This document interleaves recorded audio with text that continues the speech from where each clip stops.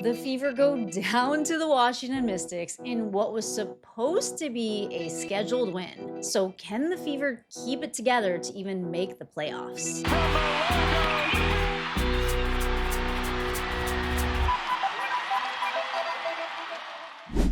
So I actually considered not making this video because last night's game was just hard to watch. It was not fun. It was boring. I mean, it was a bit of a brick fest. The Indiana Fever sold a lead that they had in the first half. You can just tell that the Indiana Fever are like emotionally drained. I mean, adversity just seems like the word that's synonymous with the Indiana Fever this season. They have been without their offensive engine in Caitlin Clark. They have been plagued with injuries, and it has just been like one thing after the next. And I gotta say, I feel like it's gotten to them, and it looked pretty ugly last night. But you know what? I thought I do want to get my thoughts out on this game. I mean, the bottom line though is Caitlin Clark is missing, and that is showing, and I think everybody is missing her, including myself. She has carved out this like really big niche in the WNBA. A lot of fans have come to see her, and she unfortunately has just been plagued with injury after injury, and the Indiana Fever have had to try to like tread water or like keep afloat, and fans are trying not to lose hope until and if she returns. Because Caitlin Clark is the reason that a lot of people, myself included, are just so drawn to the WNBA, so drawn to her play style. And I gotta say, I really feel for the rest of the team. That does not mean that I don't believe that we can't criticize what happened, because the bottom line is it came down to a few points at the very end of the game. Kelsey Mitchell went up to tie the game, and she bricked an open layup that she makes 8 out of 9 times. Mitchell crossing over. Mitchell on the drive. Mitchell missed it at the rim. At one point, the Indiana Fever were up by 13 points. At halftime, they were up by 10. And this looked like a game that they were going to win. I mean, they should have won this game. They should have won the game before against the Dallas Wings, too. The Dallas Wings are like 9-25, 25 losses for the season. But you really just can't count the Washington Mystics out. They are a young, scrappy team. The thing is, the front offices of the Washington Mystics have made moves where it doesn't seem like they're really counting on necessarily winning for the rest of the season. They are planning for the future. Now, that does not mean that the players don't want to win. And the bottom line is the Washington Mystics totally outplayed the Indiana Fever. And here's why. Kelsey Mitchell. So, I'm not on the bandwagon of Kelsey Mitchell has a bad game, so we have to replace her, because I do believe that players are allowed to have bad games. But her shooting was just way off last night. I don't believe that she was making the right reads on the court. She went 1 for 6 at the 3, 6 for 19 in total. She did come away with 14 points, but I do want to give a nod to her 9 assists, because a lot of people think that Kelsey Mitchell is just hero ball, dribble, dribble, dribble, but 9 assists are nothing to scoff at. That is a very good number for anybody on the court. And the thing is Kelsey Mitchell is playing out of position. She is getting used to new teammates. I mean, they're all getting used to each other, but she had a bad game last night, and there's just no two ways about it. Sophie Cunningham, on the other hand, she should have been taking more shots. She was getting looked off.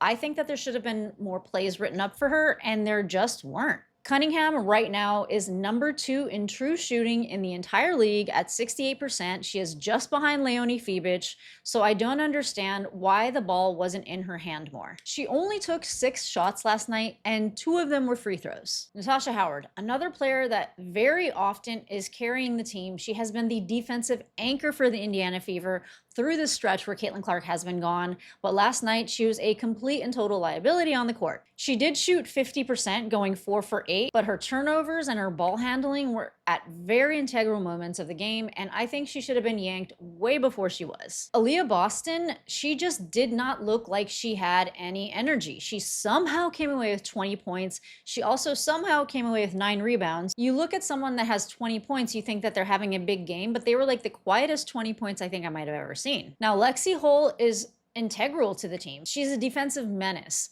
and that was very important last night. There were so many disruptions that she had, but she has been having some confidence issues on the offensive end. I thought that after the Chicago Sky game, where she killed it offensively, that it would be a big confidence booster, but I found myself feeling anxious every time she got the ball, especially in those clutch moments, because I could see that she still lacked confidence and she is still a bit of an offensive liability.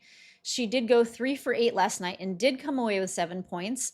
I do want to give her credit on the defensive end. I mean, she had 3 steals, she had 5 rebounds, but it was not enough to carry the team. Michaela Simpson, she was in for 13 minutes. She did end up coming away with 3 points, including this really nice alley-oop. They're waiting, and then Timpson just times it perfectly. Gets a little separation from Dolson, and this is the best vertical on the team.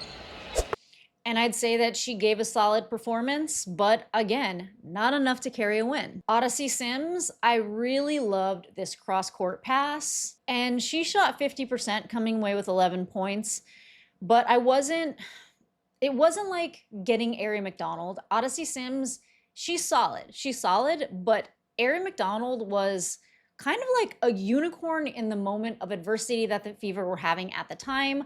I just don't think you get that lucky twice. Chloe Bibby was actually completely a no-show. She was DNP for the entire game, and when Stephanie White was asked about it, she did mention, basically, like for lack of better words, that Chloe Bibby was a defensive liability for the matchup against this, like, gritty young team. And in Chloe Bibby's first 2 games, I actually was kind of impressed with her defense, but then I did start seeing how she is a bit of a defensive liability. Not seeing Chloe Bibby on the court really didn't exactly blow my mind.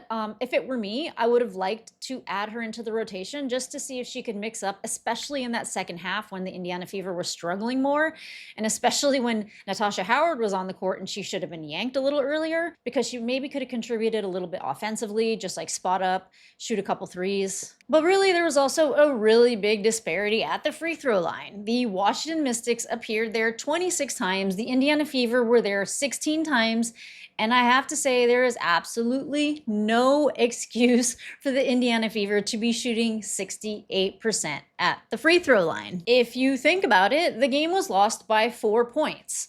If they had just shot 80-90%, this game could have just gone completely the opposite direction just from the free throw line. But it wasn't only that. The Indiana Fever shot 45%. The Washington Mystics shot 52%.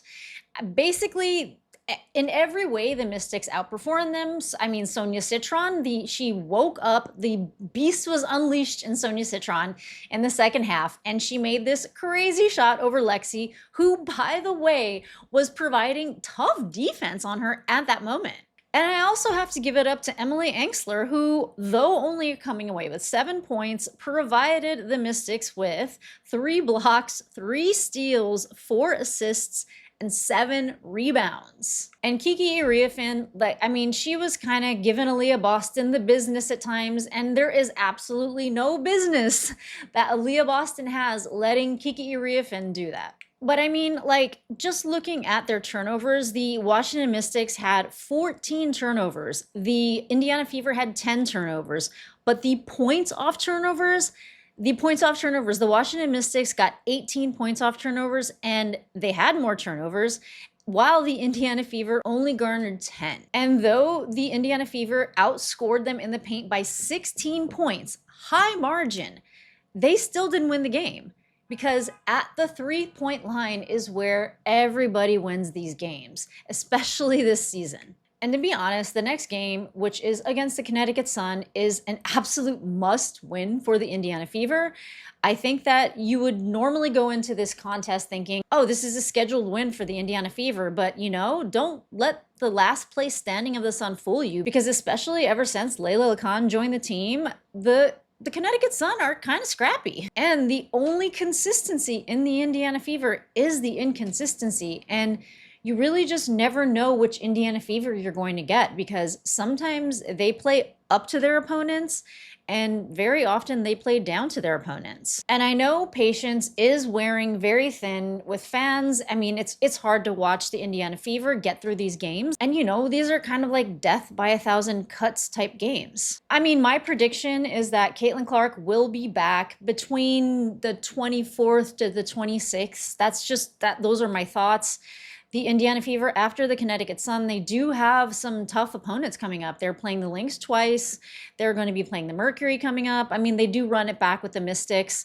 But I mean, the Indiana Fever are in like a do or die situation where, I mean, you know, death being not making the playoffs. I haven't totally lost hope though. I really, honestly, and truly haven't. I'm not trying to be toxically positive or anything, but I think if the Indiana Fever can just get through the next 2 to 3 games without Caitlin Clark, I do see Caitlin Clark joining the team again. I only want Caitlin Clark joining the team if she is 100% healthy, and I am hoping that that's what, you know, is going on. She's looking pretty good right now. I know that they're incorporating her back into the rotation and back into practices, so that does show that there is some trust in how she's feeling, but only Caitlin Clark knows how she's feeling. And if anything bothers her, I don't think that she will take the risk of stepping back onto the court, because I think she does understand that this is her career. This season is not, you know, the be all end all as much as it feels like it. And I do hope that she is not letting like the impatience get to her or pressure her to take those steps back onto the court. They do play tomorrow at 1 o'clock against the Connecticut Sun. So we shall see what the Indiana Fever have in store.